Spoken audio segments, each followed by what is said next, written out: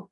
So thank you all so much for attending today. My name is Bryn. I'm the Assistant Director of Alumni Engagement and Scholarships for our program, our system-wide office here in Goleta. And I've been in this role going on 4 years now as of next month. So it's lovely to see all of our alumni in the audience, many of whom I recognize and some of whom I don't. Thank you for attending today. And I am also an alumna of our programs. I studied abroad in Scotland in 2015 for the year, and then returned to Scotland for a second year, working in our office there before moving down to Chile. So I love being able to participate in panels with students and alumni from all across the globe. And what better reflection of that than our panelists today. So I'll go ahead and actually introduce my coworker here, Elizabeth, who will be helping us with our chat and Q&A. So Elizabeth, would you like to introduce yourself briefly? Absolutely. Thank you so much, Bryn. So as Bryn said, my name is Elizabeth, and I am the new Scholarship and Alumni Engagement Coordinator for UCEAP. I'm just a few months within my role now. I am a two-time UCEAP alumna, having studied abroad in London, England, and Cordoba, Spain. And I'm just really excited to be a part of the team. I loved my study abroad experiences and really happy to just interact with other alumni as well as help students, incoming students, study abroad. So I'm happy to be here. Thank you, Elizabeth. Perfect. Okay, so our other team member, Hannah, is one of our panelists today. I'll have her introduce herself now. Thanks, Bryn. Hi, everyone. I'm Hannah Vander. As Bryn mentioned, I work at UCEAP. I'm an academic specialist. My study abroad journey started back when I was at UC Davis, and I was studying political science before I studied abroad through UCEAP in England. I went to the University of York for a semester as my final term at UC, so I squeezed it in there right at the very end. And at the time, I didn't really know what I wanted to do for my career. I was kind of feeling a little bit lost. I was a political science major, but I didn't want to study law. And that was kind of the stereotype of what you kind of do next if you're in political science. And I kind of graduated around the Great Recession. So when I finished my degree, there wasn't a lot of work and I was feeling a little bit lost. And I just remembered all of the positive experiences I had through study abroad, how much I loved experiencing a different type of pedagogy and studying political science from a non-US based perspective. I felt that really helped kind of change my view of education and the subject. So I really wanted to return to that. So I went back to school. I went and got my master's degree at Durham University in the UK. And after that, I started to figure out how I was going to find my career. And what I knew I wanted to do was something nonprofit or education related. I really wanted to have a positive experience and connection to what I did, kind of where that feeling of, I really believe in what I'm doing. So I started working in kind of the education field, but through the Santa Barbara Symphony.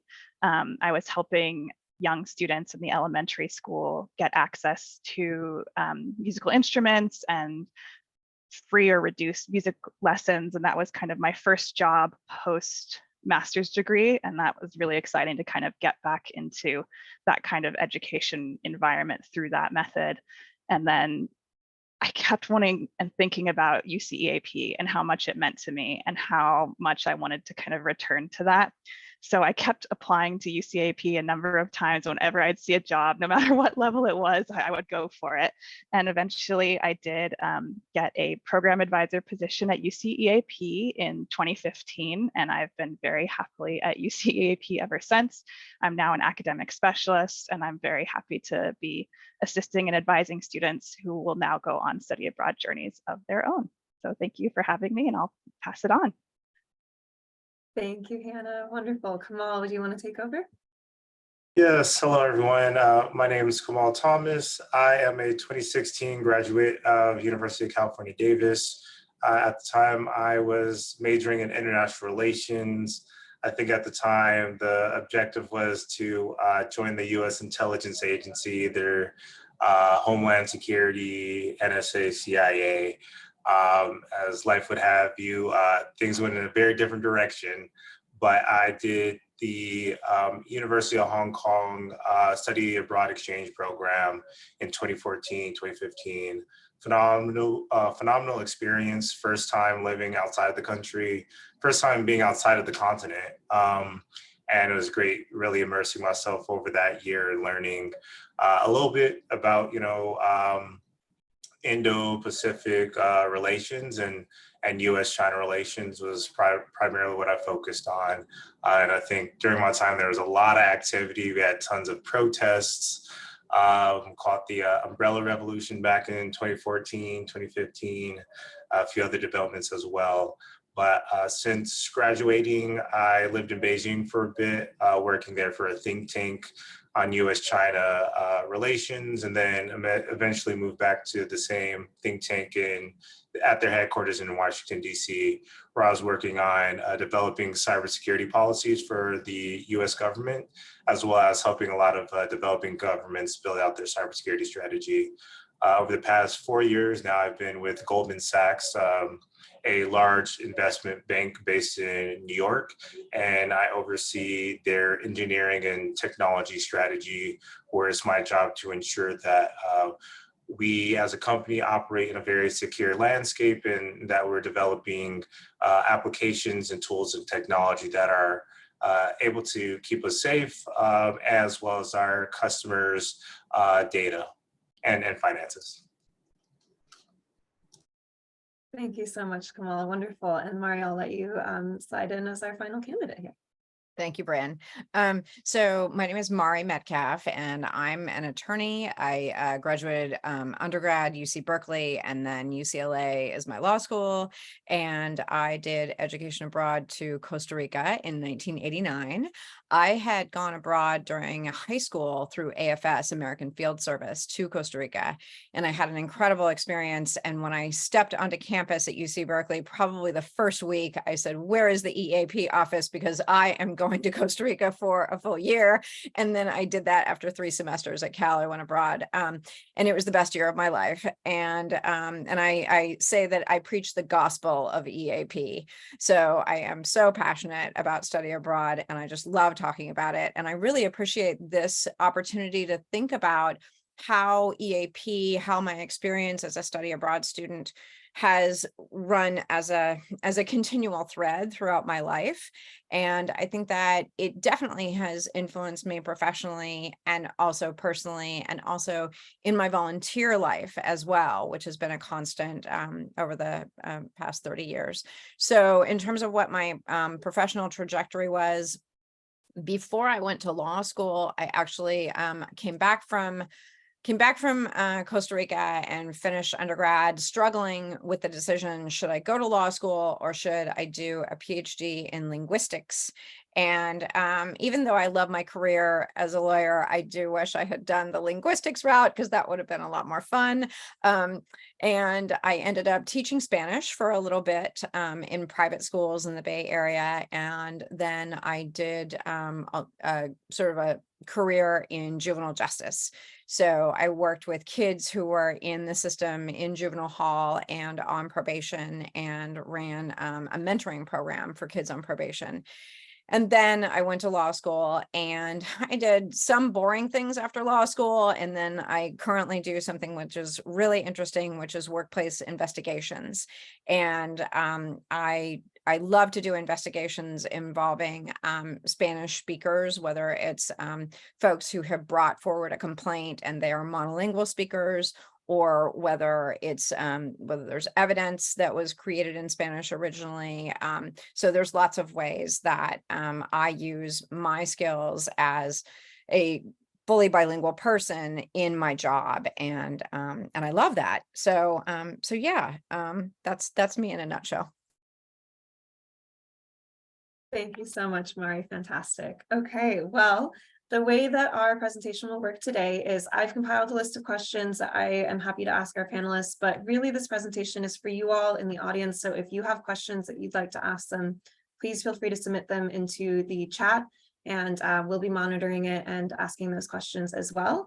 But in the meantime, I know that we touched on it a bit, but our first question today is, what were your career goals when you initially signed up for UCEAP? And did your experiences abroad affect the trajectory of your career? If so, how? So we'll let Hannah go ahead and get started there. So as I mentioned in my introduction, I'm a little embarrassed to say I didn't really know what I wanted to do. I was kind of knew that I was going to go to college, and then I hadn't really thought about the next step. So I think by studying abroad, it helped me kind of find that focus to what I wanted to do, because it was such an impactful experience that I kept wanting to return to that. And kind of the subsequent jobs I had after that, I kept having in the back of my mind, I want to get back involved into international higher education, and just so happened to be lucky enough to be able to return to that field at UCEAP, where I was able to study abroad. But I'll pass it on to Kamaal. Yeah, interestingly enough, I think going in and coming out of my UCEAP experience, I had pretty much the same career goals of transitioning into intelligence analysis. However, I will say I did make a great connection. A fellow student who is from Estonia that was doing his bachelor's there was actually worked for NATO and was planning to go back. And so he really introduced me to the field of cybersecurity, and he and I ended up becoming very close friends over the years, and actually moved and both lived in Beijing and DC together, and started a cybersecurity startup for a bit. But he really, through that experience and meeting him, really pivoted my trajectory from just intelligence analyst to also looking at specifically cybersecurity as an opportunity. I love the way that Kamaal talked about, Kamaal, right? Did I say your name correctly? I love the way that you talked about the connection that you made with someone else and how that helped you move forward, or create pathways, because it makes me think of the way that my year abroad brought me into contact with so many people, both Costa Ricans and then folks on my EAP group, that I never would have met otherwise, and that have continued to influence my life, and I think opened doors for me mentally in terms of possibilities. And yeah, that sort of things just flowed from there in my life, in a way that was much deeper and more meaningful than they would have otherwise. And I mentioned a couple minutes ago that after I came back from the year abroad, I was struggling between getting a PhD and going the legal route. And I think that the way that education abroad influenced me in my career over the course of time is that my year abroad was like so fantastic for me as an extrovert, because I was concentrated on language acquisition, and that meant that I was just talking to as many people as I could all the time, and that was my purpose and my goal, and I got to do that, and so it really helped me crystallize how much I love interacting with people, and that has been a part of my job. It's a part of my current career as a workplace investigator attorney, and just focusing on language, on communication, on understanding the importance of cross-cultural communication, and looking at issues of memory as well, because that comes up in what I do professionally, is analyzing people's memory. And so my year abroad, the fact that I went abroad helped me analyze how my own memory functions, and the way that memories can be crystallized by certain experiences that are really impactful. So. Thank you, Mari. Follow-up question. I know that we talked many years ago when I first started. Did you know Spanish before your program? I know you've mentioned being fully bilingual now. Did you know it going in? When I went to Costa Rica as a high schooler, I arrived with perhaps 10 words of Spanish. And one of the things I was reflecting on in preparation for our talk today was that the first phrase that I asked someone to teach me was "I like." I said, "How do you say I like?" And then I was able to employ, me gusta immediately. And I think that that's kind of a great story about education abroad, that it's not about the verbs, it's not about the grammar, it's about like, how do you connect with other people immediately? And one thing we can all talk about is, oh, I like that, I don't like that. So yes, I knew very little Spanish when I went as a high schooler. When I went back for EAP, I already was fairly advanced and very comfortable conversationally. Wonderful. Thank you so much. That's wonderful context to have. We have a question in the chat that I think would be interesting just to create a foundation for our future answers. Christine, our previous director for UCEAP in Madrid, asks, there are different EAP setups on the receiving side of the various EAP programs worldwide. What was your setup? And to clarify, immersion programs managed by non-UC institutions or groups, or living with families abroad? Were you exposed to other EAP students? Like, what was your setup for your program? Was it an immersion-based one?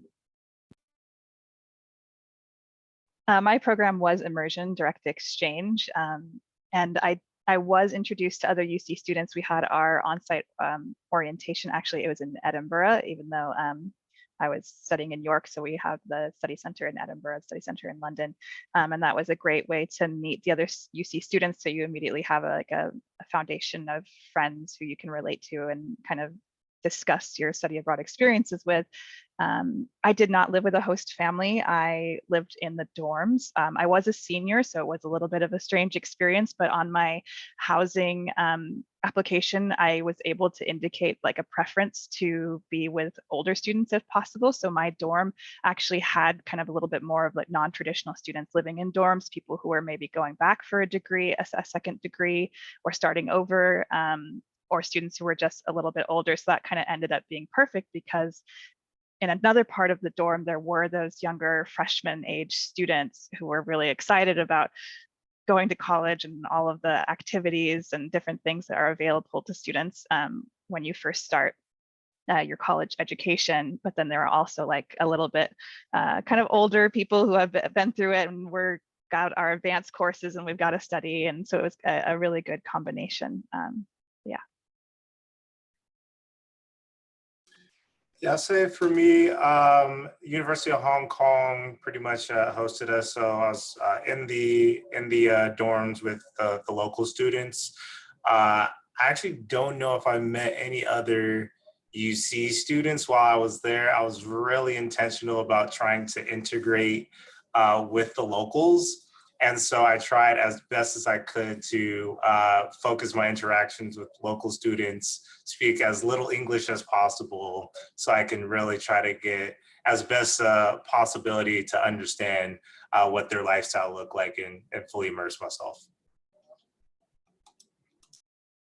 Oh, that is so interesting that you didn't really mix with the other students. I was also very committed to language acquisition, and when we were with each other, the EAP folks, we would joke that we were practicing our English. So we had a really tight group. We were about 21 people from various UCs in Costa Rica, and yes, it was the UC run program. And we were at the University of Costa Rica. That was the host institution for us. And we were immersed in that. We were with Costa Rican students. We took classes just like any other student. And it was really beautiful because we also had the privilege of signing up for any course we wanted. We had priority in terms of choosing our courses. And so that was really fabulous. We had families that we stayed with for the first few months, and then you could transition after that. And some people stayed with those families and some people moved on to other things. I ended up renting a small house and had one housemate that was an EAP person and one other housemate that was another student from the University of Costa Rica. So yeah, but I'd say that our format was one of immersion. And then we had Professor Bernard Nietzschman from geography at UC Berkeley was our supervising person that was with us abroad. Thank you so much, Mari. Okay, fantastic. The next question here is, did you complete graduate school? I know Hannah, you certainly did, and Mari, I believe so, but I'm not sure, Kamaal, if you did. Did you complete graduate school where, and did your experiences abroad give you an advantage when applying to graduate school? Did you discuss your experiences abroad in any way during interviews? So yes, I did attend graduate school. I went back to the UK. I studied abroad at University of York, but I applied to Durham University. I do think my experience studying abroad helped me. It certainly helped me decide that I wanted to do graduate school. One of the things that I remember most and appreciate the most from my study abroad experience was being in smaller classrooms and getting to hear different perspectives from other students, both local and international students. Sometimes when you're in a large UC classroom of 300 students, you hear one perspective, and that's the professors, which is fine, and we're there to learn.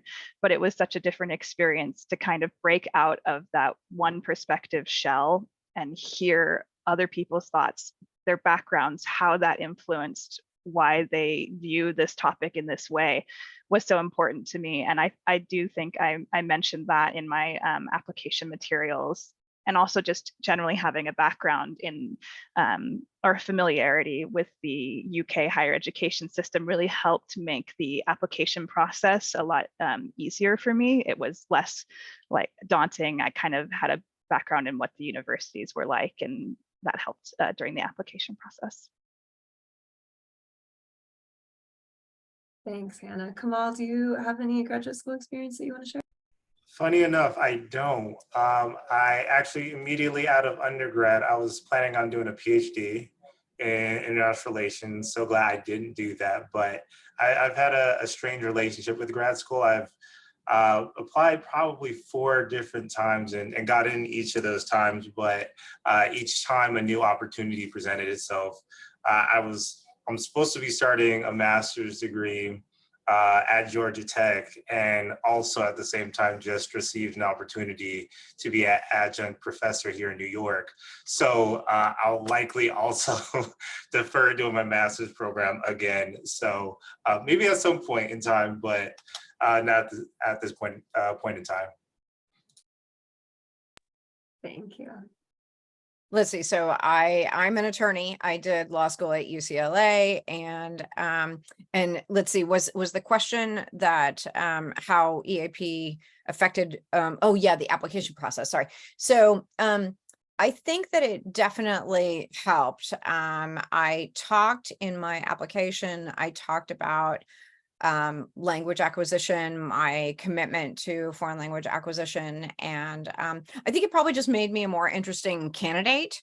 So I'll never know exactly how much it counted, but yeah, I think that it helped me stand out. And I always tell young folks who are considering going abroad through EAP, I say, this is going to be something that is going to be on your resume for the rest of your life. And that is a non-boring line in your resume. Like wherever you went, people always zoom in on that with me. They always want to talk about Costa Rica. And it's always something you can draw on in terms of presenting yourself and why you're interesting for a particular position, why you have problem solving skills, how you have extraordinary communication skills, et cetera, et cetera. That's a wonderful transition here to our next question, Mari. So thank you for bringing up resumes. My next question, which I think is a really core question for a lot of students who are graduating, is how do you translate your experiences abroad, your study abroad experience into an interview setting? So when you go to interviews, when you first graduated and now, do you discuss your experiences abroad? If so, how?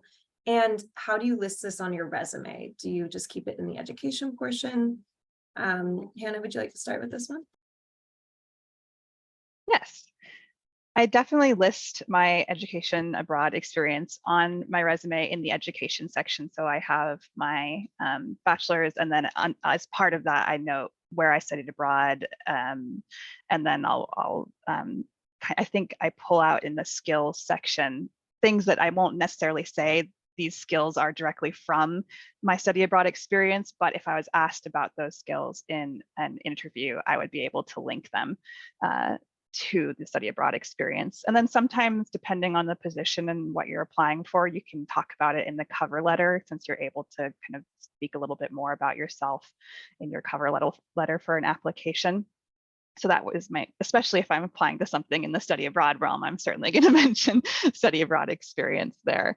And in an interview, I think often if you're asked a question about overcoming a challenge or something where you were out of your element, study abroad is so good at, we always talk about how great study abroad is, such a like wonderful, passionate experience, but it can be really hard. And there are a lot of times where you're going to be frustrated and confused, and you might cry and you don't understand what's going on, and it's like culture shock. And I think going through those experiences, learning and growing from them are really important, and translating those skills into your professional life when you're confronted with a challenge that maybe, again, you're out of your element, but knowing that you have the tools at your disposal to get through it, speak to others, ask for help, learn, continue to educate yourself and grow. I think knowing you have that foundation already, you've been through something like this, so you can continue to improve throughout your entire life, is something that you could touch on in an answer to a potential question if you're talking about overcoming challenges. I think any study abroad participant has definitely experienced their fair share of challenges abroad. Thank you so much, Hannah. Kamaal, do you have anything to add to this? Yeah, absolutely. I think both of the other panelists briefly mentioned these aspects, but they're completely spot on in that one, it does make your resume stick out after reading a long list of very boring, standardized looking resumes, but also it definitely helps in the interview process, as Hannah mentioned, just being able to point out, because at the end of the day, international educational experience gives you at a bare minimum some level of multicultural competency, right? And in a dynamic work environment where a lot of companies have a global client base or even a global employee base, it's very relevant to have that skill set. And so being able to highlight and integrate that into your resume and application is a great way to stick out.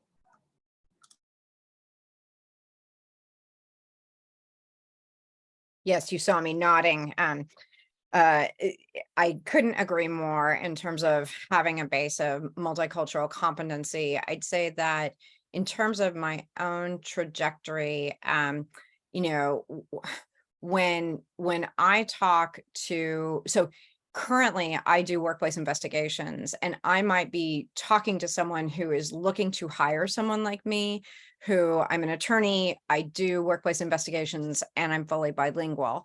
And so I won't necessarily reference study abroad because it happened many years ago for me. But what I will talk about is the fact that because I lived abroad, I will reference it that way. I'll say, because I lived abroad in Latin America and I continue to go to Latin America as frequently as I can, I maintain a level of language competency that's very, very high. And I use it on a daily basis. And I use it professionally. I use it personally. And that the way that I talk about it is that I'll use an example from an investigation that I've done where there was something that occurred in Spanish that only if you are actually fluent and only if you have a level of cultural competency, or if you are bicultural, are you going to understand the importance of that piece. And so that's the way I talk about things in order to explain to clients why it's important to hire someone like me to do an investigation, rather than using someone who is sort of okay in Spanish, or maybe using an interpreter. So yeah, that's you know, that's probably the best answer that I can give there. But I think that anybody who has gone on education abroad and who has spent time talking to all the folks that you come into contact with on education abroad, I think that one thing you come away with, hopefully, is the ability to talk to anyone. And that is something that is powerful to say in any interview, and to stress about your own ability to communicate. I love establishing rapport with people, and that's something that has carried through as a theme throughout my life in every workplace. And I think that that does tie back to my experience on education abroad. I love people. I love communicating with people. I love establishing rapport with people. And I'm very sincere about that and passionate about it. And so that's something that I think that most future employers do want to hear that, and it makes you stand out from other candidates. Thank you, Mari. That's pretty relevant to our most recent question in the chat from Josie, which is, we would love to hear from the panelists. How do you maintain or sharpen your language skills while living in the US? So perhaps we'll go backwards in our order and have Mari answer that question first. Okay, let's see. So I have the extreme pleasure and privilege of continuing to be in contact with high school friends from AFS in Costa Rica, and then also friends from University of Costa Rica. So I go back to Costa Rica as frequently as I can. I travel to Latin America as frequently as I can. And the other thing that I do, even if I'm having a day where I don't have time to have conversations with folks in Spanish, you know, it's not happening for whatever reason. If I'm in the car, I am putting on my songs in Spanish, which is a very long song list, and I am singing along to that. And I really believe that if you at least do that every day, you are going to keep yourself well-oiled in terms of your target language. Thank you, Mari. Kamaal, do you still practice any of your language skills from abroad? Brian, to be honest, not as much as I should. My Mandarin has definitely declined since leaving. I blame a huge part of it on COVID because I couldn't physically interact with my Chinese friends or travel. However, I did get a Chinese tutor. So at the beginning of each year, I spend at least the first pretty much every January, February with the Chinese tutor for about 2-3 hours a week to help make sure I don't lose everything. So that's my goal. Thank you. Excellent. And then Hannah, I know your program wasn't necessarily language based. Do you have any language skills that you practiced on your personal life? I did not take any language on my program. I had taken Spanish prior to that, and I found that when I used Spanish in my job, so prior to working in education abroad, I worked at a nonprofit clinic, and when I worked for the symphony within the education department, I did have to use Spanish, and that helped keep it around. And I found that now that I'm not using it in my job, it's fading so quickly. So I do occasionally try and like listen to some songs in Spanish to try and get some of it back. I'll use an app like Duolingo, Babbel, and I do want to get it back. And I would advocate for maybe anyone who hasn't studied abroad yet or is still in university, keep taking language classes, even if you've checked off the box like, oh, I've met my degree requirement, which is what I did. Oh, I finished my degree requirement. I don't need to keep learning. And oh, if I could talk to 20-year-old me and say, take more Spanish classes, I would definitely take advantage of that. Bryn, I have one more thing to add because I'm such a serious vocabulary nerd. One thing that I do is when I watch documentaries on Netflix, I will put the subtitles on in Spanish, and then I can mine for vocabulary as I'm watching my latest documentary. That's a wonderful idea. And Vivian, our Associate Vice Provost, has put in the chat, cheesy telenovelas also work. And that is so true. And to add on to that point, when I returned from Chile, I didn't really speak Spanish prior to moving there. I was pretty self-conscious while learning in country, but did pick up quite a lot of language skills. But the way that I primarily learned was I've read the Harry Potter series in Spanish. So I was gifted this book on one of the first days that I moved there from a fellow teacher. And the first page, you'll see every other word I've translated. And it's really lovely to watch through the series, which I've read over the last 4 years or so, just to watch the progress, where now I'm translating perhaps a word a chapter. And I know that sounds really silly, but pick a book, a fantasy series, any book that you remember from your childhood that's still challenging enough, because it keeps you engaged, it's nostalgic, but it's actually wonderful for language acquisition. And then just be really careful not to integrate Wizarding World language into your Spanish. That's always a risk, but that's actually one of the best ways that I've learned Spanish. And then listening to audiobooks has been really helpful. So thank you all so much for your comments on the language front. And let me just check our chat real quick. We have a question from Curtis. No language requirement. Okay, I will read that after. I think it's not quite a question. So let's move on to a next question here, which is, Pretty broad, but I'd love to hear your feedback on it and interpret it how you will. How did UCEAP prepare you for the professional world? We've talked about it a bit, but I'm curious if you were to nail down specific skills. Hannah, you spoke a bit about this and how you would translate your experiences abroad within an interview, but take the biggest takeaway from your experience abroad. What would you say were the primary learning points there? I think both Kamaal and Mari touched on this as well. The intercultural competencies, meeting people that you never would have met if you had stayed at UC, and learning how to interact with people from all kinds of backgrounds and interact well is really important in any kind of workplace. We all work together and need to kind of understand each other's work habits or even communication styles to work together in a positive way. I think that's really helpful. The more people you meet, the more cultures you interact with and understand all these cultural differences just in simple communication styles can help you to modify your discussions to suit another colleague. So in study abroad, our field, we interact with colleagues all over the world, and it's helpful to understand or at least have the background knowledge that someone may have a different communication style, so that if you get an email that maybe sounds unusually worded, or at first glance you'd be like, oh, that's kind of, I wouldn't have put it so abrupt or maybe even rude.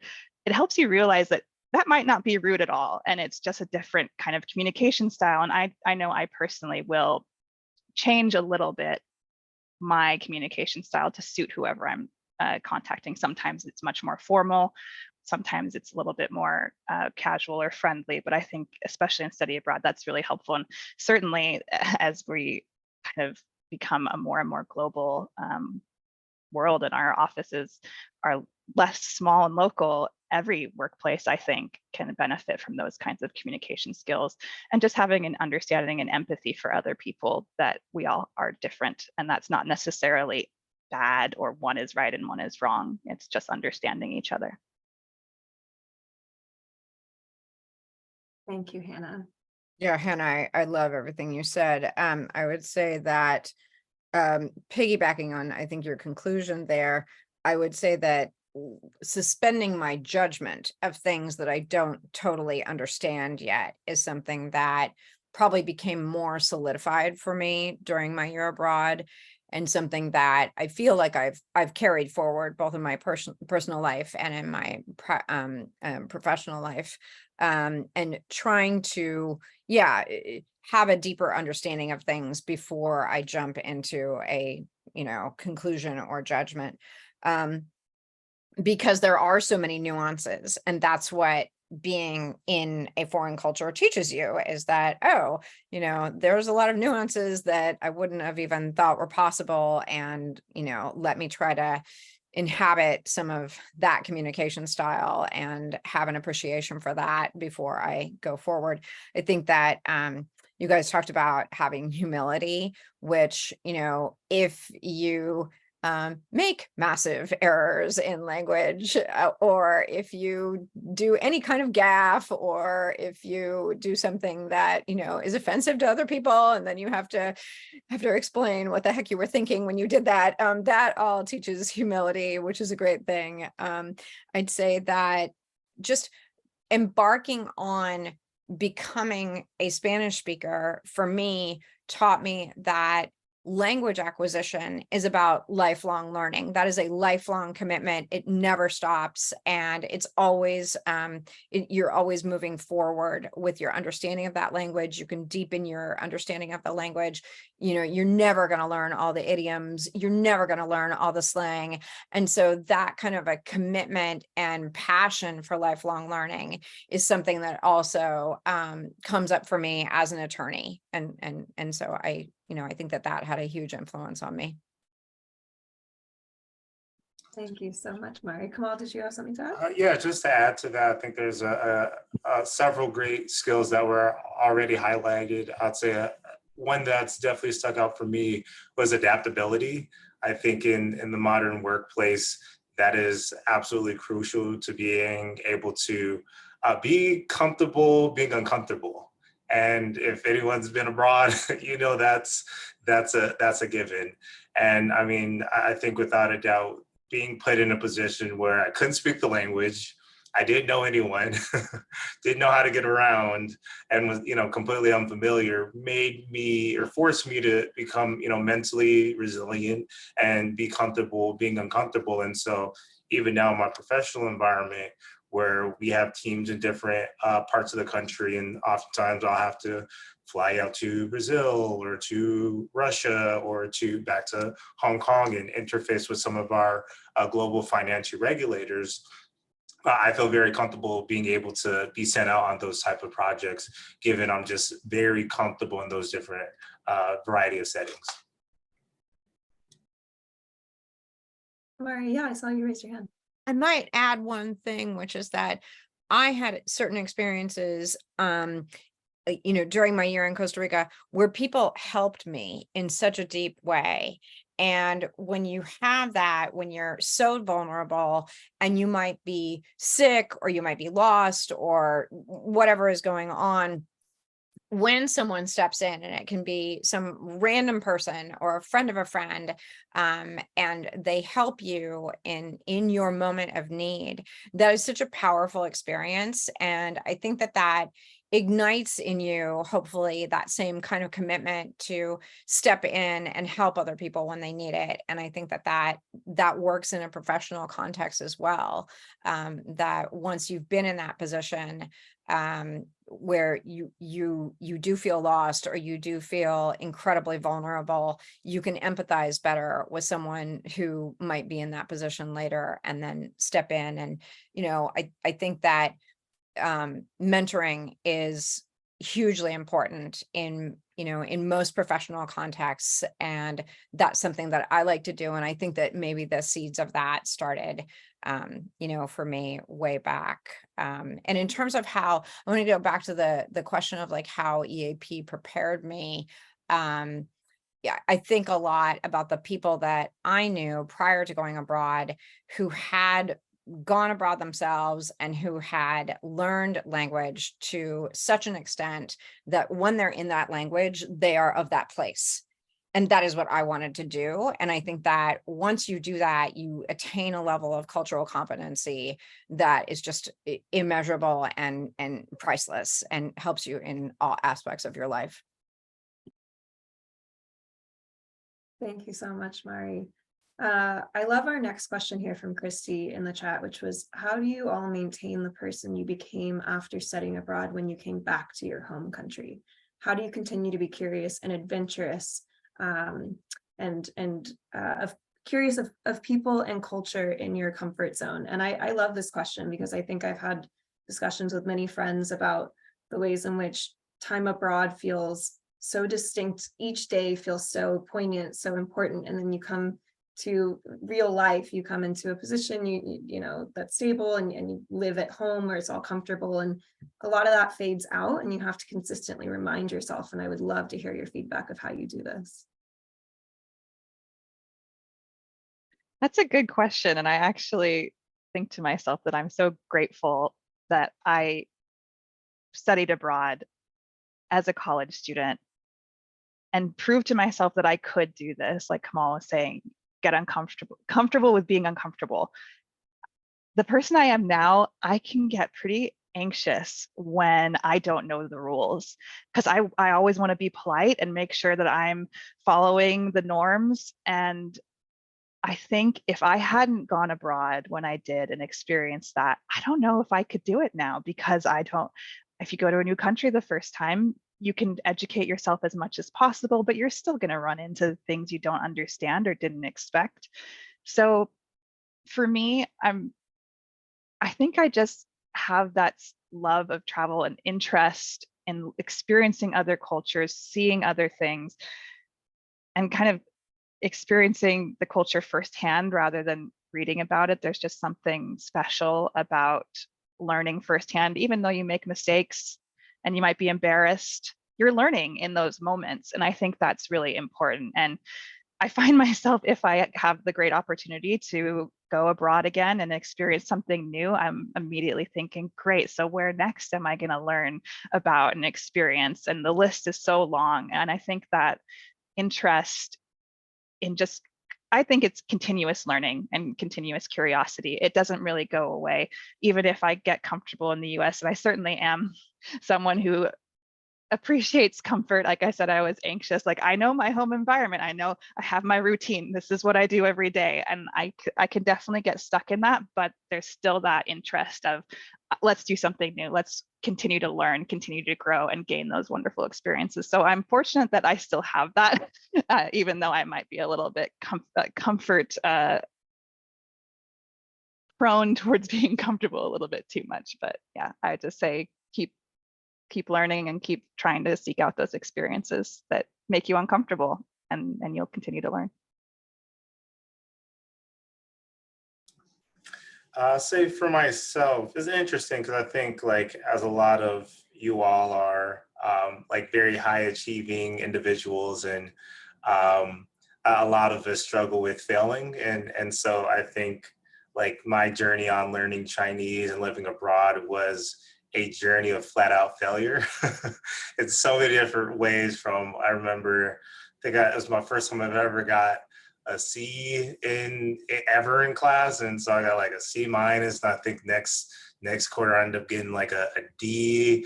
And so like just being comfortable with that aspect of life, because you know, it's, if you want to do anything worthwhile, it's going to take some you know, trial and error, and failure is just part of the journey. And I think that's really what my international experience really embodied, and something that I've been able to take forward with me.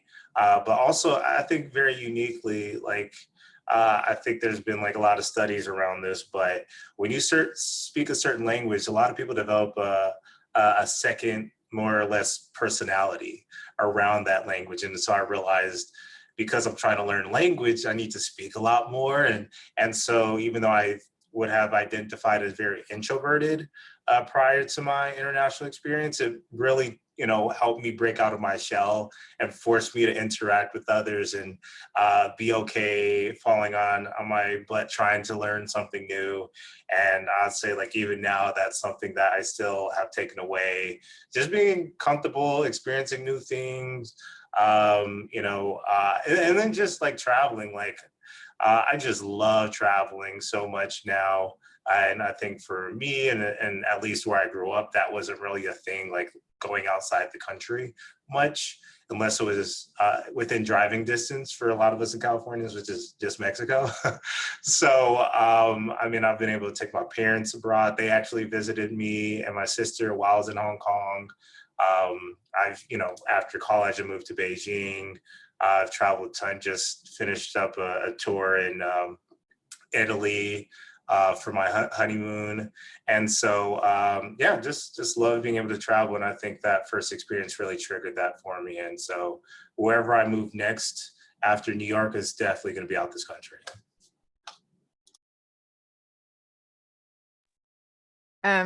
Let's see. So I don't think it would have been possible for me to have been anybody else than the person I turned into after I got back from my year abroad.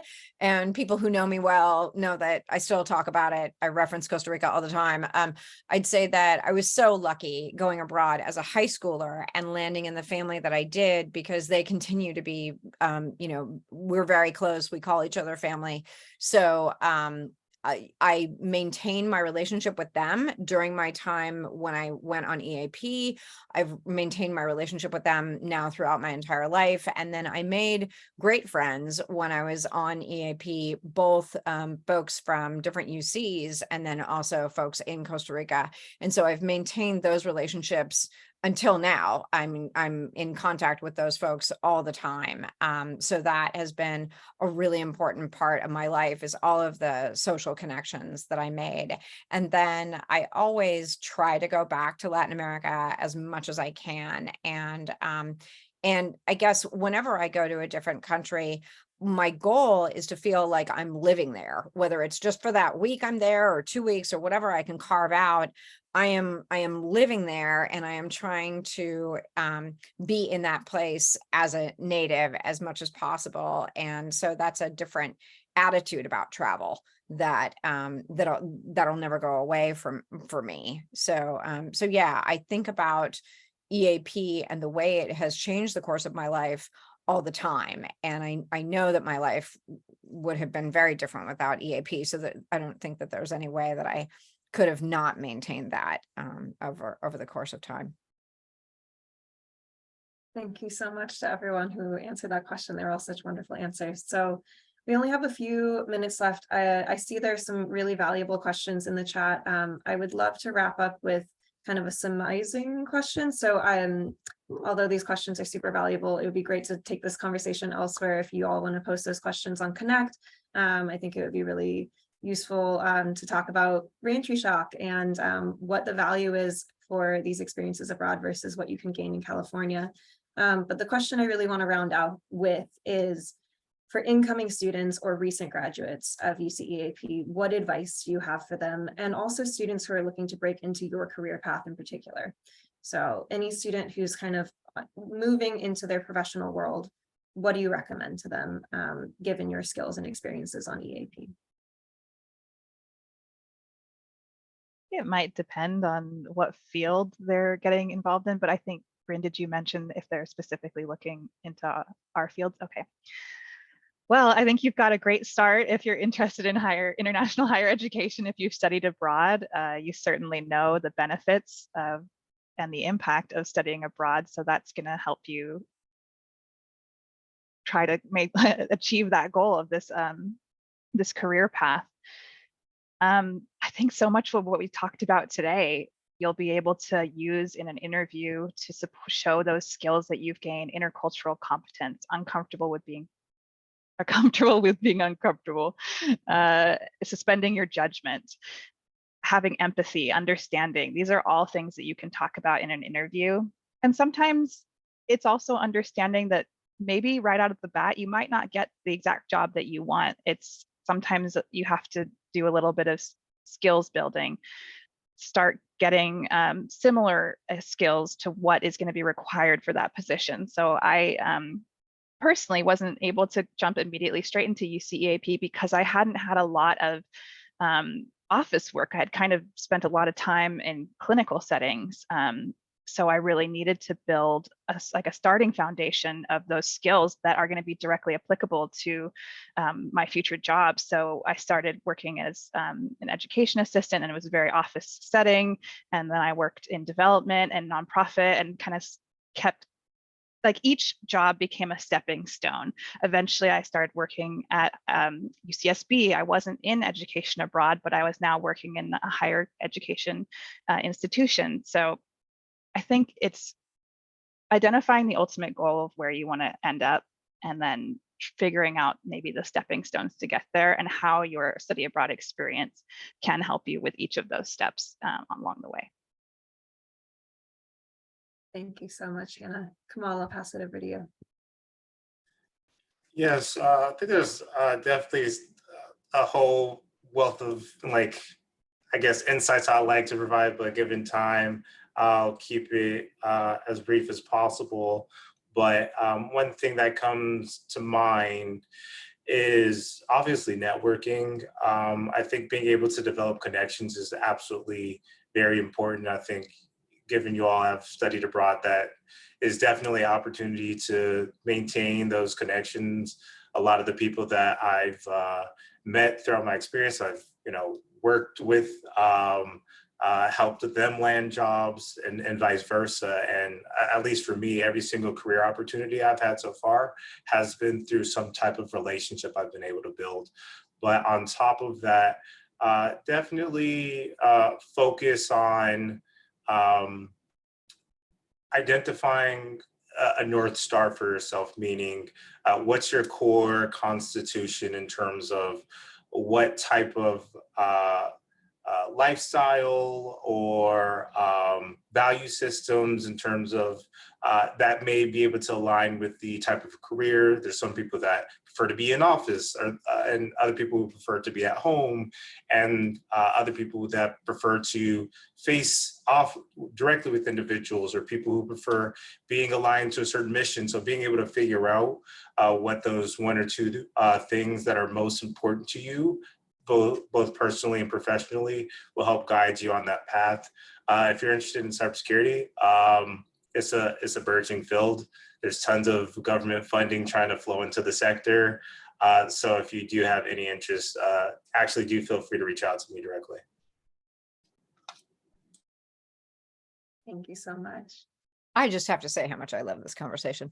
Yes, and I put my email in the chat if anybody wants to reach out to me directly. Let me see. So in terms of,